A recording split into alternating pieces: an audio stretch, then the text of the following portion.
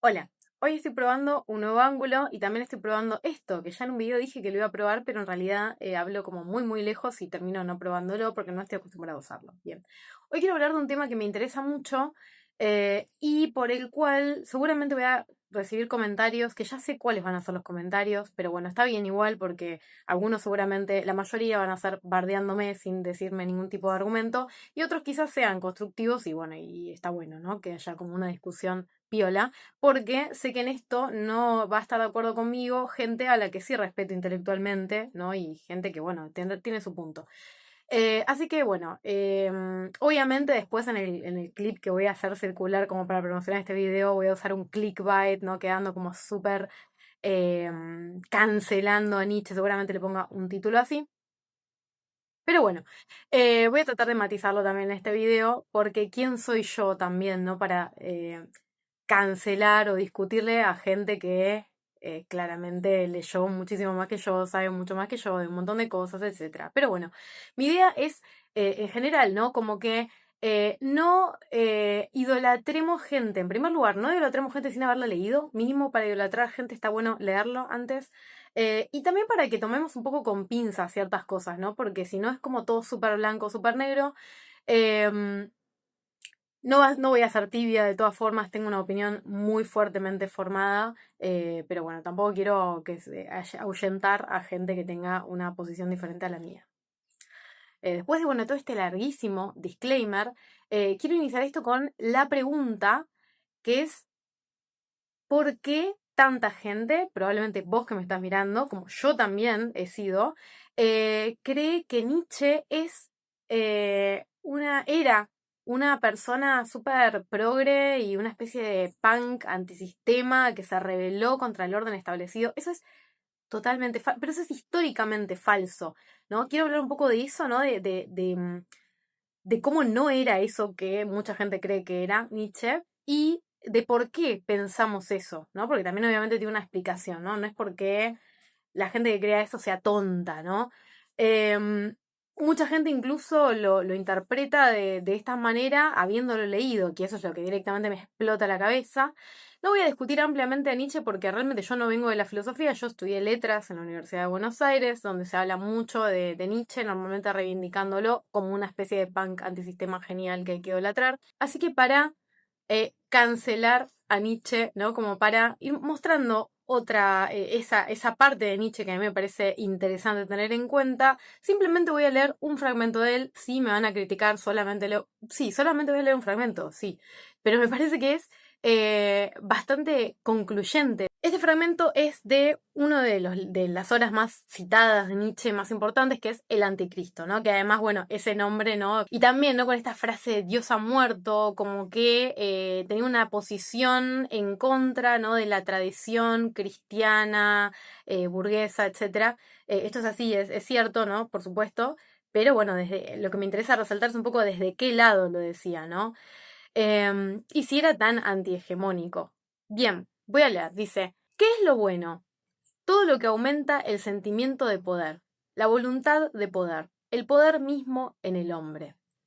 ¿Qué es lo malo? Todo lo que proviene de la debilidad. ¿Qué es la felicidad? El sentimiento de un aumento de poder, el sentimiento que aparece cuando se supera un obstáculo. No satisfacción, sino mayor poder. No paz en general, sino guerra. ¿Qué puede ser más pernicioso que cualquier vicio? La compasión activa con todo lo que es fallido, no realizado y débil. El cristianismo. Bien, me interesa esto particularmente porque estamos hablando de un contexto. Este libro él lo escribe, lo publica al menos en 1895, y es un contexto en el que lo que es el poder dominante en Alemania está cancelando a la Iglesia Católica, ¿no? Nietzsche no está yendo muy a contrasistema, sino más bien yendo junto con esa ideología dominante en la época, que era profundamente anticristiana, sobre todo era en realidad anticatólica, ¿no? Acá Leonor del Futuro editando. Quiero agregar también que el poder que había en Alemania era de la aristocracia, ya que en Alemania, a diferencia de países como Gran Bretaña o Francia, no hubo una revolución por la cual la burguesía desplazó a la aristocracia, sino que la aristocracia era la gobernante. Por ende, estos valores de la burguesía nunca se impusieron en este país. Por ende, tenemos unos valores dominantes que no son los mismos que en los de una sociedad burguesa, sino una aristocrática, que va muy en consonancia con los valores de Nietzsche. Además, por una cuestión de que Alemania, un país principalmente, ¿no? Mayoritariamente protestante, Bismarck persiguió al catolicismo. El catolicismo se oponía al nacionalismo alemán, se oponía a un montón de valores del nacionalismo alemán, ¿no? Como algo que para ellos era nefasto, como el principio de igualdad. Y yo no estoy hablando, no estoy defendiendo el catolicismo desde el punto de vista de que, sino para lo que ellos era el catolicismo. El catolicismo era universalista, ¿no? En oposición al nacionalismo. El catolicismo era una especie de oda a la debilidad, ayudar al prójimo. Bueno, eso estaba muy mal visto para lo que era en Alemania una sociedad basada en una nobleza guerrera. Y esto, si les interesa profundizar en este tema, yo siempre recomiendo mis cursos y en todo, siempre recomiendo un libro excelente de Norbert Elias que se llama Los Alemanes. Y quien lo quiera tener me puede dejar su mail en los comentarios, me puede escribir y se los puedo pasar, que él traza toda una genealogía, ¿no? De cómo se forman, bueno, las clases sociales en Alemania, de la unificación, etcétera, y le dedica mucho a esto, ¿no? De la lógica de la nobleza guerrera, de la que ideología, ¿no? A la que pertenece claramente Nietzsche, así como la gente que detentaba el poder real en Alemania. Y bueno, y que conduce, entre otras cosas, a la persecución del catolicismo, ¿no? Con el protestantismo la relaciona como más compleja, porque por otro lado era parte como de la identidad nacional, ¿no? Entonces, bueno. Así que bueno, un poco también para pensar de dónde viene ese odio, ese rechazo de Nietzsche a la iglesia. Y esto de la debilidad, ¿no? Y esto es un discurso que también va a retomar más adelante el nazismo, ¿no? Que no casualmente Nietzsche tiene una gran influencia, ¿no? Esto de un poco de darwinismo social, ¿no? Esto de el más fuerte está legitimado para comerse al más débil, ¿no? Estamos hablando de una Alemania imperial, ¿no? Una Alemania que tiene colonias, una Alemania que quiere expandirse. Por eso están retomados después por el nazismo. Ahora bien, esto no tiene nada que ver con esto. No quiero decir, por ejemplo, no quiero invalidar un montón de pensadores y un montón de desarrollos que en muchos casos tiene que ver con Nietzsche, ¿no? Tuvo una enorme influencia en el campo intelectual alemán durante muchísimos años. Y muchos pensadores que sí aprecio leían, o artistas, etcétera, leían a Nietzsche. Para mí esto es algo muy personal, ¿no? Pero a mí me hace acordar mucho a cuando a uno le gusta mucho un artista o un músico que es increíble, que son geniales y hacen unas composiciones espectaculares y todos tienen una calidad musical increíble y después le preguntan en una entrevista cuál es su influencia y dicen ABBA o no sé, Palito Ortega. Y, bueno, qué sé yo, pero de alguna manera sí, por lo menos eso hizo que se influyeran estas personas, bueno, algo bueno tienen, supongo, no sé. A mí, además, todo lo que tenga que ver, ¿no? Como con esta rama, ¿no? Del idealismo alemán profundamente, además, reaccionario, porque es totalmente reaccionario, ¿no? Y eso además mezclado con otro lenguaje, ¿no? El otro Nietzsche, ¿no? De Así habló Zaratustra, que es para mí una falopa, toda una cosa como medio hippie, pero al mismo tiempo reaccionaria. Bueno, en fin. Obviamente filósofos me podrán discutir esto y bienvenido sea. Pero a mí siempre me chocó muchísimo, ¿no? Porque además yo sí, al principio de la carrera también me dejaba mucho llevar por todo lo que se decía en la carrera, ¿no? Y acá va una pregunta, otra pregunta que quiero responder, que es, ¿por qué creemos las cosas que creemos de Nietzsche? Bueno, esto tiene que ver con que gran parte del pensamiento actual, o si no, hegemónico dentro de lo que es la academia, y estoy hablando de gente a la que no estoy acusando de fascista, reivindica mucho, no solamente a Nietzsche, ¿no? Sino también gente como Heidegger. Bueno, en fin.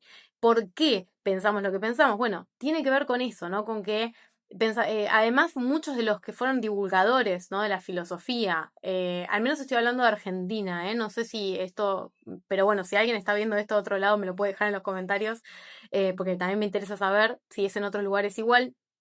Está todo muy cooptado por el postestructuralismo, ¿no? Por Darío Stanriver, ¿no? Por ejemplo, seguro lo pronuncié mal.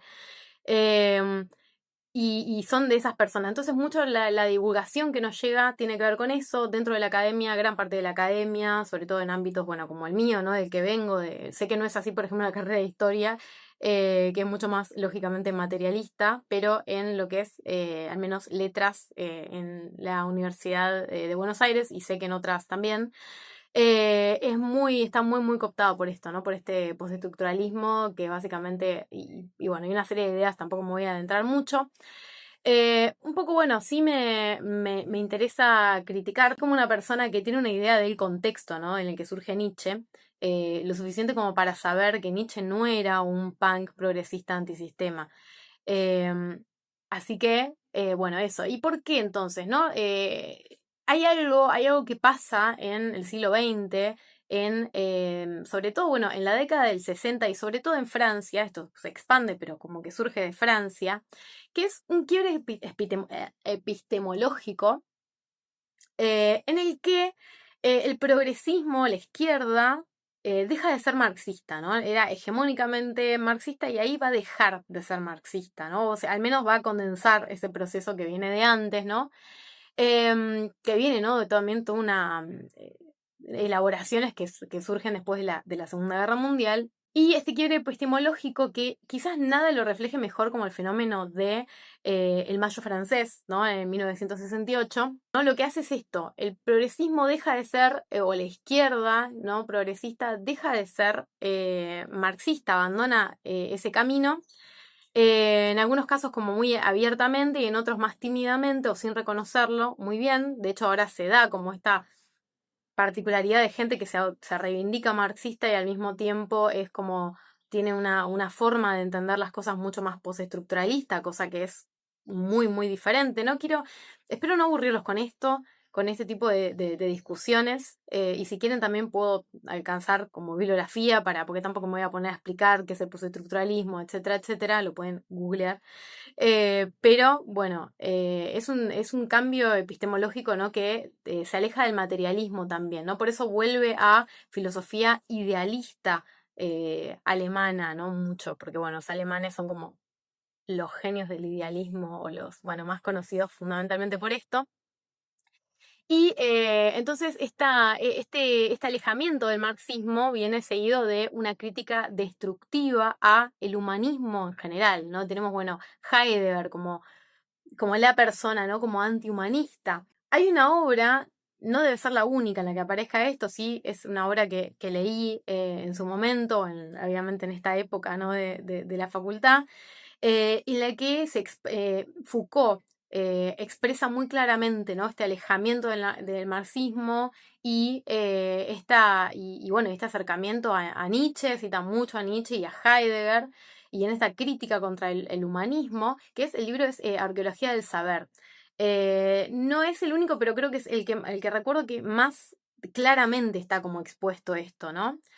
Em, y con esto, bueno, a mí me parece que está bueno cuestionar, ¿no? Un poco de dónde, como, como curiosamente estas influencias vienen de un ámbito, ¿no? Que dio como resultado cosas muy nefastas, ¿no?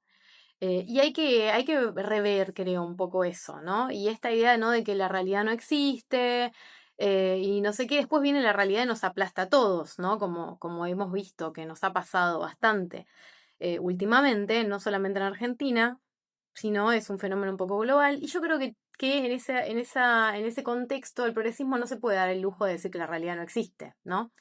Además de no se puede dar el lujo de buscar soluciones en respuestas, ¿no? En gente que es protofascista como Nietzsche o directamente nazi como Heidegger, ¿no? Que eso también es otra discusión que me van a decir, no, porque estás diciendo que hay, pero ¿cómo Heidegger era nazi si tenía una amante judía? Bueno, estoy hablando de una ideología que no es solamente el antisemitismo, en primer lugar, no sé si Heidegger era antisemita o no, no sería el primer antisemita que tiene una relación con una judía por otra parte. Hay un montón de cosas que se pueden discutir. Su pensamiento es claramente reaccionario, proviene de toda una línea de pensamiento alemana reaccionaria. No, bueno, se llamó muchas veces la revolución conservadora, bueno, modernismo reaccionario, etcétera, ¿no? Al que pertenece. Entonces me parece que está bueno al menos cuestionar de dónde viene esta gente que nosotros quizás consideramos súper progresista y hay cosas medio... Con esto, por ejemplo, tampoco quiero descalificar por completo, al menos, a Foucault, que me parece muy, muy criticable y que en algunas cosas tuvo consecuencias bastante nefastas, un montón de cosas de su pensamiento. Em, hay un artículo, también siempre recomiendo, que es excelente y que analiza muy bien todo esto, de Carlo Ginzburg, historiador italiano, que analiza justamente, ¿no?, esas consecuencias a nivel lógico y a nivel, bueno, real, ¿no? Que están muy buenas, que está muy bueno, ¿no?, el planteo que hace él. Pero bueno, sin ponerme a entrar mucho en eso, bueno, eso, ¿no? Yo creo que realmente está bueno cuestionarse esas cosas. em, y en un momento de crisis, ¿no?, como es el actual.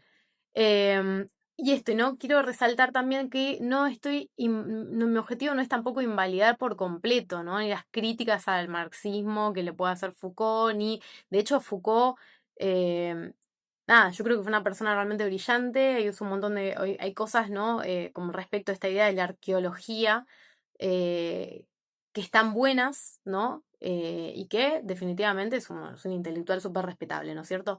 Pero bueno, yo creo que hay que ver un poco y hacernos cargo de lo que fueron las nefastas consecuencias, básicamente, de tener como ejemplos de que el progresismo tenga como ejemplos a idealistas. En fin, cuestionar un poco, ¿no?